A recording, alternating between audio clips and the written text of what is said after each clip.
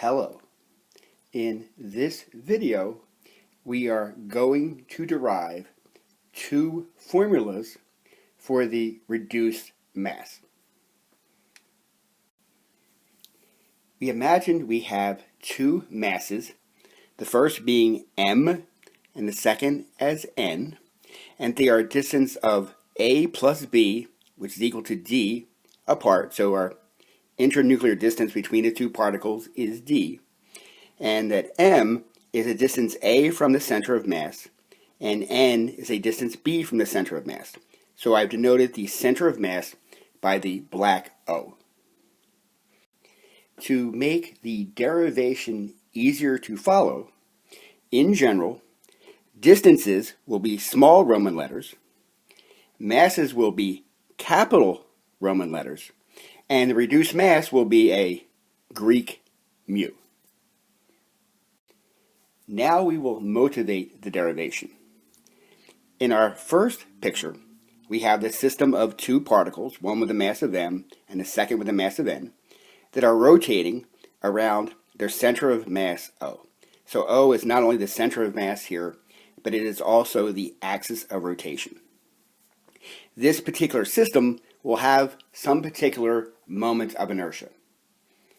We want to recreate the same moment inertia in a second system where the distance between the axis and the single particle here is now this distance d, which is exactly the same as a plus b. Notice that we've shifted the axis of rotation. This is no longer the center of mass. So in this system, what does the reduced mass mu have to be so that this system here has exactly the same moment of inertia as the first system? An important relationship from our first diagram is we realize that this point O here is the center of mass. So that tells us the mass m times the length A is exactly equal to the length B times the mass n. So we have that MA is equal to NB, and we get this from the fact that O is the center of mass of the system. Next, I add MB to each side.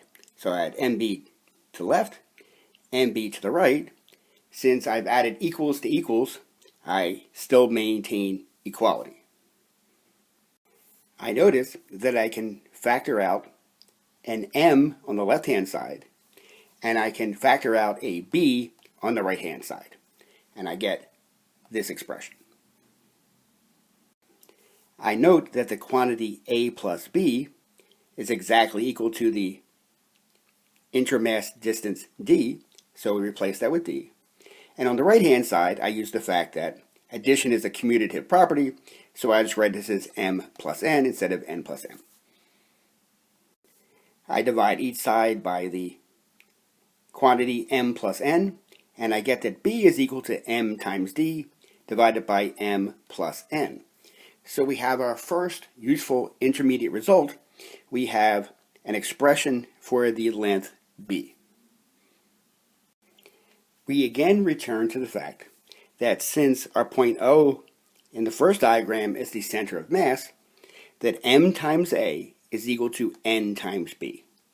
So we have this particular relationship. Again, we're going to add an equal value to each side. This time, the equal value is going to be n times A. So the left-hand side becomes MA plus NA equals NB plus NA. We notice, again, that we can factor. So we can pull out a factor of A on the left-hand side and a factor of N on the right-hand side. We note that B plus A is exactly the same as A plus B. This is our intermass distance D. So we're going to replace the quantity B plus A by D. Dividing each side by the quantity m plus n, we now get an expression for the length A. It's equal to nd divided by m plus n.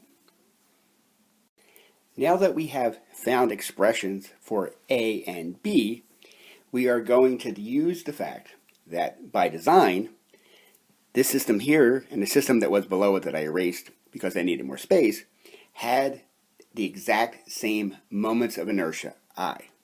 So the moment of inertia for the system in figure 1 is equal to m times a squared plus n times b squared.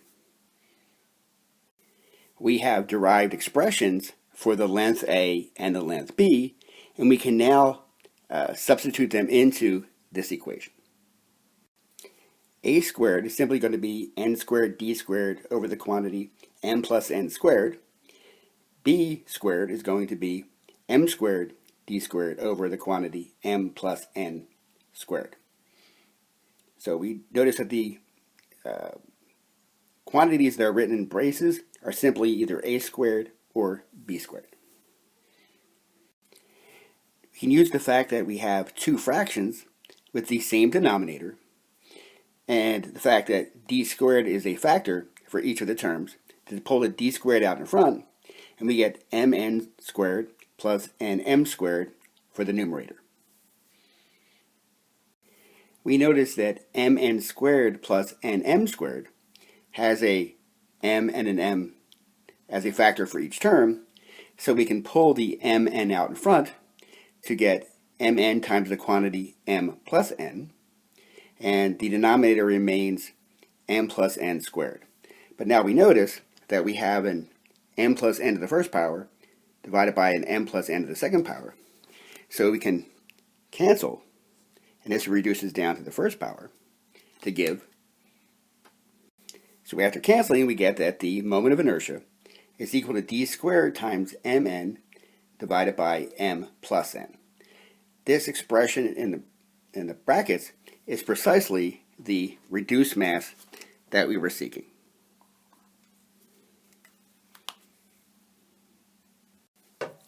Since our moment of inertia for the second system is mu times d squared, where mu has the value of the expression in the brackets, we have shown, as we wanted, that so long as mu is defined this way, that we actually have found the reduced mass for this particular system. We have shown that the reduced mass mu is equal to m times n divided by m plus n. But now let's see if we can derive another useful expression for the reduced mass. Let's take the reciprocals of each side. So the left-hand side now becomes 1 over mu, and to find the reciprocal of a fraction, we simply interchange the numerator denominator, which gives us now that m plus n divided by m times n. Next, we can use the properties of fractions to write m plus n over mn as m over mn plus n over mn. Then we can factor out an m from the first expression to get 1 over n, and then we can factor out an n from the second expression to get 1 over m, to get our final expression that 1 over the reduced mass mu is equal to 1 over the mass n plus 1 over the mass m.